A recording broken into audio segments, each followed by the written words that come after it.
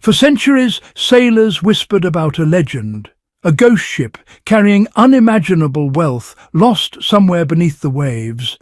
Most historians dismissed it as nothing more than folklore, another tall tale told in seaside taverns. But here's what will blow your mind. The legend was real, and what was discovered makes it the most valuable shipwreck in human history. Imagine this scene with me. Picture yourself standing on the deck of a mighty Spanish vessel in the year 1622. The Caribbean sun beats down as crews load chest after chest of treasure, gold bars gleaming in the light, silver coins by the thousands, emeralds the size of your fist. This wasn't just any cargo. This was wealth belonging to King Philip IV of Spain himself, riches extracted from the New World, from the mines of Colombia, Peru, Mexico, and Venezuela. The ship we're talking about is the Nuestra Señora de Atocha, and what archaeologists eventually discovered about her fate reads like the most thrilling adventure novel ever written. But the puzzling question is, how did a ship carrying such enormous wealth simply vanish for over 300 years? The cargo was so massive, totaling more than 40 tons, that it took 2 full months just to transport everything to the ship.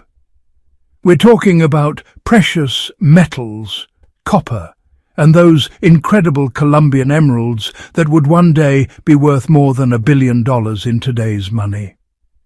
265 people climbed aboard that fateful day, sailors, merchants, soldiers and their families, all dreaming of safe passage to Spain.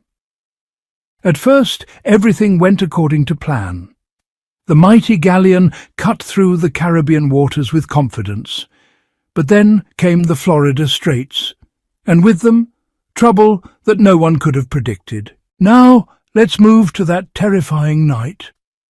The crew found themselves lost in darkness, surrounded by a storm that grew more violent with each passing hour.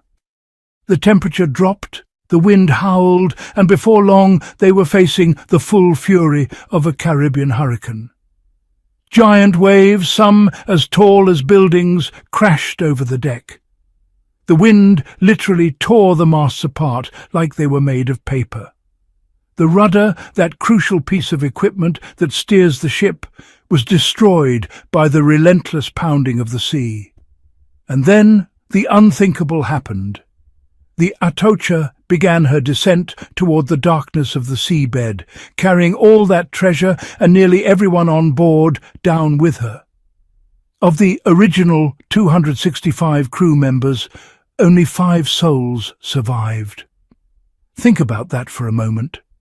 Just 5 people managed to climb up the mizzenmast, the only part of the ship that remained above water, clinging to life as the storm raged around them.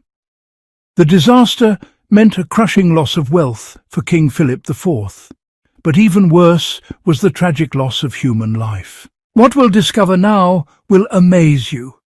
The Spanish authorities were quick to spring into action, organizing an ambitious salvage operation. 5 ships were dispatched to recover the cargo.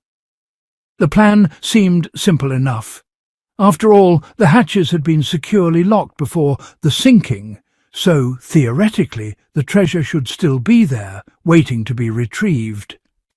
But almost immediately things went catastrophically wrong. Here's something that will absolutely amaze you. One of the 5 rescue ships ran aground before it could even begin its journey. The search dragged on for an incredible 60 years, and multiple factors contributed to the mission's ultimate failure. Remember, this was the 1600s. Divers didn't have the oxygen tanks, wetsuits, or safety equipment we take for granted today. Exploring the seabed was extraordinarily risky and dangerous work that more often than not led absolutely nowhere.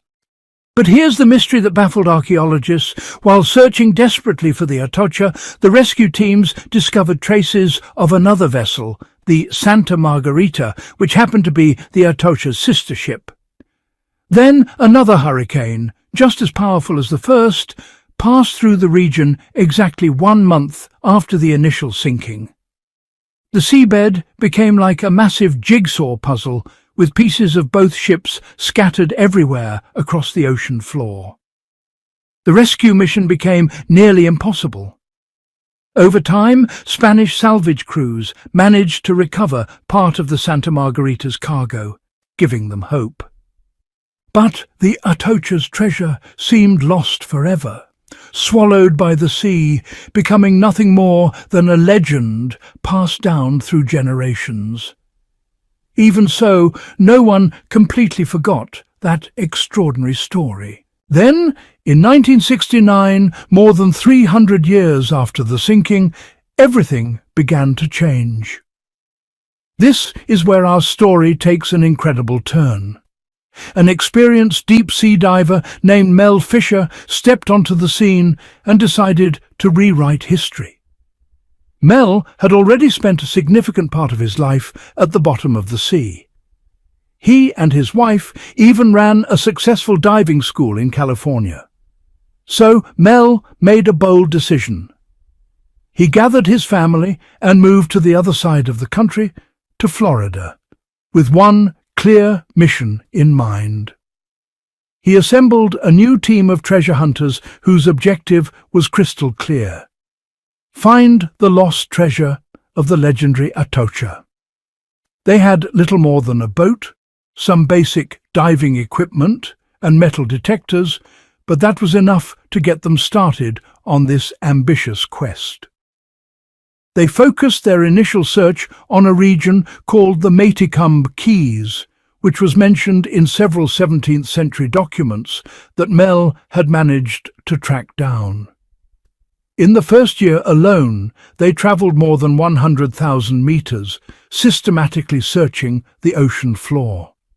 But they found absolutely nothing. It seemed like an impossible dream, a fool's errand. But Mel still had a card up his sleeve, a secret weapon that would change everything. Enter Eugene Lyon, a brilliant historian who would alter the entire course of the search. Eugene delved deep into the Spanish archives, spending months sifting through ancient documents in search of any clues about the shipwreck. It was there, buried in centuries-old records, that he found a crucial document mentioning a group of people who had attempted to salvage the wreck back in the 1600s. On the last page of this document, there was a reference stating that an area 100 meters from where Mel was currently searching had been the scene of the main historical exploration attempt. This little piece of information was exactly the needle in the haystack they desperately needed. They immediately rerouted the ship and soon arrived at the new location, hearts pounding with anticipation. But there was a significant challenge waiting for them. That particular part of the ocean was much deeper than where they'd been searching before, and the visibility there was almost zero. Divers literally couldn't see their own hands in front of their faces. However, Mel knew how to deal with the adversities of deep-sea diving and came up with a solution that was both simple and absolutely brilliant. He installed 2 large tubes on the boat, which the team nicknamed mailboxes.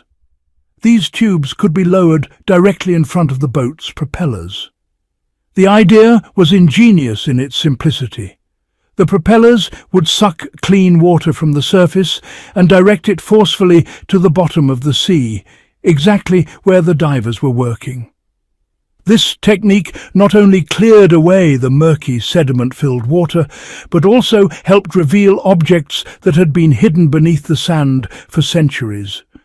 And still, even with this innovation, the search took 16 incredibly long years.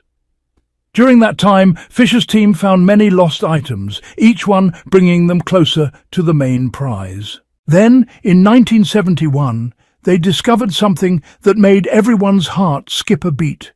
A huge anchor, unmistakably from a Spanish galleon. This was the first solid clue that they were close to finding the Atocha. In the following days and weeks, more objects began appearing with increasing frequency. Cups, swords, ancient nails, and other artifacts from the 1600s turned up, each one carefully documented and catalogued. To keep everything meticulously organized, the team